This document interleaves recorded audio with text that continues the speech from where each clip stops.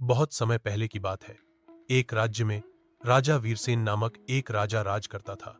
वह न सिर्फ बहादुर और बुद्धिमान था, बल्कि अत्यंत उदार और दयालु भी था। उसकी प्रजा उसे बहुत मानती थी। एक दिन की बात, एक बूढ़ा किसान दरबार में आया और बोला, महाराज, इस साल बारिश नहीं हुई। मेरी फसल पूरी तरह से बर्बाद हो गई। मेरे पास न खाने को अन्न है, न बीज बोने को। राजा ने उसकी बात ध्यान से सुनी और बोला, तुम चिंता मत करो। राज्य का खजाना प्रजा की भलाई के लिए है। फिर उन्होंने सिपाहियों को आदेश दिया कि किसान को एक बैल, बीज और एक माह की राशन सामग्री दी जाए। लेकिन बात यहीं खत्म नहीं हुई।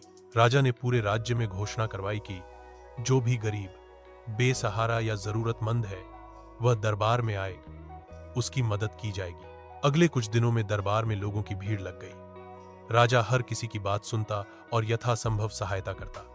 मंत्री ने कहा, महाराज, यदि आप इसी तरह खजाना लुटाते रहे तो एक दिन पूरा खजाना खाली हो जाएगा। राजा मुस्कुराया और बोला, जब तक मेरी प्रजा खुश और सुरक्षित है, तब तक यही असली खजाना है। राज सिंहासन की शोभा लोगों की सेवा से है, सोने और चांदी से नहीं। कुछ ही वर्षों में राजा की उदारता और न्याय से राज्य में कोई भूखा नहीं रहा।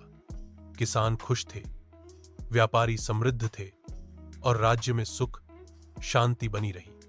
आसपास के राज्य भी उसकी प्रशंसा करने लगे। शिक्षा, सच्चा राजा वही होता है जो अपने खजाने से नहीं, अपने हृदय की उदारता से राज करता है।